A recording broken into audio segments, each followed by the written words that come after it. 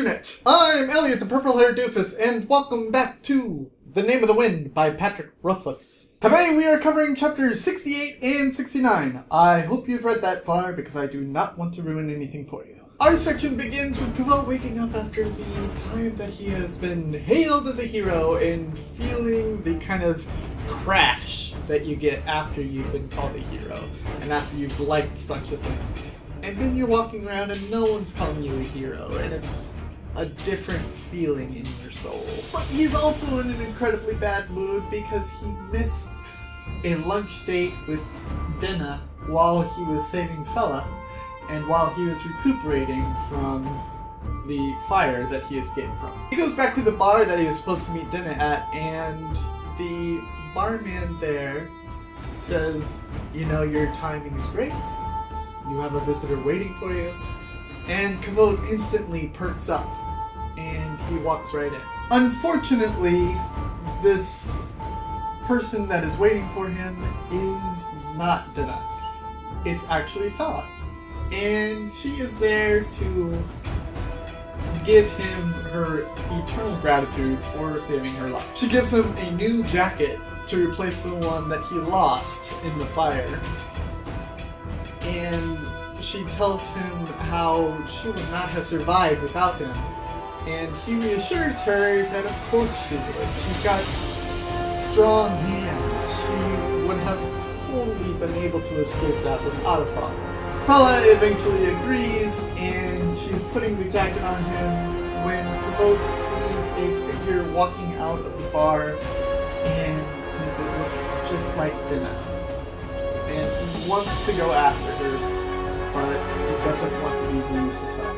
Eventually the two part their ways, and Kvothe's walking around town when he instantly thinks about all of that bone tar that probably seeped into the sewers, and he thinks of Ari, because he believes Ari lives down in the sewers. So he instantly gets into a panic and starts running around until he comes across one of the professors and asks them to follow him, of which he leads the professor around a very kind of traversing path to get to the opening of the sewers. And Ari is there unharmed. She was able to escape. Things did light on fire, squirrels and raccoons ran away, and she was able to get out of there before the smoke killed her lungs. And she was just like, I'm fine, what are you doing here? Of course the professor sees this as a bad thing because Ari obviously needs help. And Kvothe says that he kept his mouth shut because he did want to help her. And he knew that if the professors came, they would not help her in the way that she truly needed. He knew that the professors would want to take her away and put her in a very uncomfortable position. So he kept Ari's secret. We move on, and Kvothe is sitting with the same friend that warned him about Dinah being a fleeting woman. And both of them kind of pine after her and gush after her and say nothing but great things about her. And it's kind of gross. After Kvothe leaves, he actually gets attacked in an alley. And I'm like, yes! Action! Yes! Do stuff! Yes! Plot! Two men attack him, and he barely escapes with a scratch across here from a knife that almost stabbed into him. And he runs away, and he finds out that they used the location magic that Devi uses to keep people in line with her debts. So he takes pieces of his hair and bloody stained cloth and sends them all out in different directions in order to confuse their magic so that they don't know exactly where he is, which I thought was brilliant. Kvothe then goes back to his apartment and finds a note from Dinah saying, I'm going to be at this restaurant on the 23rd. If you're not there, I'm leaving town forever. And it was great to know you. Goodbye. Of course, Kvothe is extremely downtrodden about this because that date had already passed while he was recuperating. And he's worried that he'll never ever see Dana again.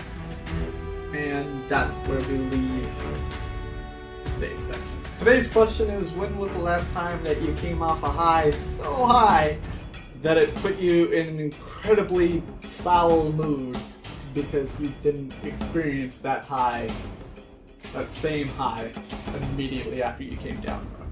Yesterday's question was all about when was the last time people called you courageous for something that you didn't exactly find heroic. To be honest, coming out of the military, I get this a lot. I get people calling me a hero a lot. I get people thanking me for my service a lot, and I don't know how to respond to that. I didn't do anything. I was sitting behind a desk in a palace. It really wasn't anything spectacular. The only thing that you might think is heroic is the fact that I signed up. But I signed that contract. I agreed to do that work. So, yeah, it's not courageous. I was just doing what I promised to do. Now, a special announcement. Next week, we will be finishing this book. But we will also be starting another book at the same time that we're finishing this one. It won't be Soccer Blue, because I'm trying to wait until I get my hair redone so that my hair is super blue for that book. The next book that I will be reading concurrently with this one is The BFG by Roald Dahl, because the movie is about to come out and I want to read the book before I go see the movie. And I wanted to read the book for you guys before the movie came out. I don't actually have the copy here. It'll be here tomorrow when you're watching this. So I will have it to show you when I do the videos for it. Of course, as I just mentioned, my next book is Soccer Blue by Christopher Moore. Go out and get it by any legal means necessary. Buy it at a bookstore, borrow it from a library, borrow it from a friend, buy it on a Kindle. I don't care how you do it as long as it's legal, and I'll be happy. I definitely suggest you pick up the print version because all of the print is in blue. And it comes with full color photographs of every painting that he's talking about.